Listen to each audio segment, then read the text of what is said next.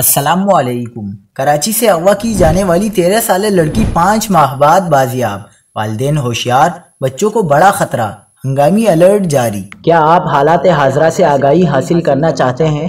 خبر کے پیچھے چھپے اصل حقائق جاننا چاہتے ہیں تو ابھی سبسکرائب کیجئے ذیل پاکستان کو اور ساتھ ہی گھنٹی کے نشان پر کلک کر دیں۔ آپ کو بتاتے چلیں کہ کراچی میں اینٹی وائلنٹ کرائم سیل نے کارروائی کرتے ہوئے مغویہ 13 سالہ لڑکی کو بازیاب کرا لیا، جبکہ 2 ملزمان بھی گرفتار کیے گئے ہیں۔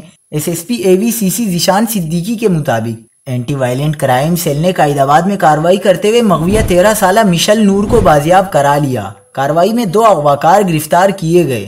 مشل کو دسمبر 2022 میں سعید آباد سے اغوا کیا گیا تھا۔